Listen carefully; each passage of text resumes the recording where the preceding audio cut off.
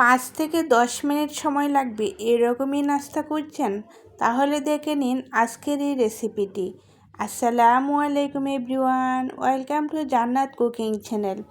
আজকে তৈরি করব এমন একটি নাস্তা যা কিনা 5 থেকে 10 মিনিট সময় থাকলে তৈরি করে নিতে পারবেন।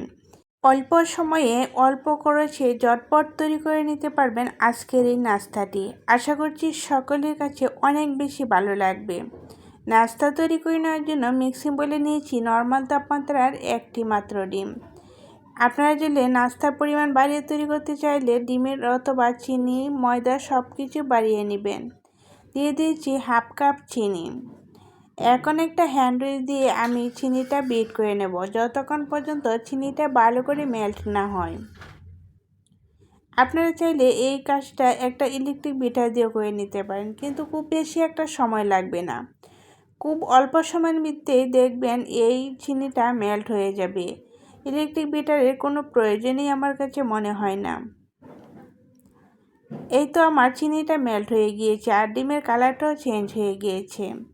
এখন এই নাস্তাগুলো অনেক বেশি টেস্টি করার জন্য দিয়ে দিচ্ছি 2 টেবিল চামচ পাউডার দুধ আর দিয়ে দিচ্ছি হাফ চা চামচ লবণ। এখন দিয়ে দিচ্ছি 2 কাপ ময়দা। আপনারা চাইলে আটা দিয়েও তৈরি করে নিতে পারেন। এখন দিয়ে দিচ্ছি 2 টেবিল চামচ রান্না করা রেগুলার তেল। এখন সব কিছু একসাথে খুব ভালো করে মিশিয়ে নেব। এখানে পানি অথবা অন্য কোনো কিছুই লাগবে না। একটি মাত্র ডিমের জন্য লাগবে ময়দা 2 কাপ। এই 2 কাপ ময়দা দিয়ে খুব সুন্দর একটা পারফেক্ট ডো হবে। আর এই ডো দিয়ে কিন্তু আমরা নাস্তাগুলো তৈরি করতে পারবো। এখানে অন্য কোনো কিছুই দিতে হবে না। এখন আমি সম্পূর্ণ ডোটায় হাতে ভালো করে কষিয়ে মিশিয়ে নেব। যতক্ষণ পর্যন্ত খুব সুন্দর একটা ডো না হবে ততক্ষণ পর্যন্ত মিশাতে হবে। এই তো দেখেন এখানে আমি খুব সুন্দর করে রেডি করে নিয়েছি ডোটা। এখন হাতে অল্প একটু তেল লাগিয়ে নিয়েছি আর আমি যে টেবিল চামচটা ব্যবহার করেছি ওই টেবিল চামচের মাপে অল্প অল্প ডো নিচ্ছি, যাতে সবগুলো নাস্তার সাইজ একই রকম হয়। আপনারা চাইলে যে কোনো চামচ অথবা যে কোনো কিছু দিয়ে এরকমভাবে মেপে ডোটা নিতে পারেন, তাহলে দেখবেন সবগুলো নাস্তা একই সাইজের হবে, দেখতে খুবই ভালো লাগবে। নাস্তাগুলো বানিয়ে রেখে দেওয়া যাবে না, সাথে সাথে তেলের মধ্যে দিয়ে দিতে হবে। নাস্তাগুলো ভেজে নেওয়ার জন্য চুলায় একটি প্যান বসিয়ে পর্যাপ্ত পরিমাণ তেল দিয়ে তেলটা হালকা আঁচে গরম করে নিয়েছি।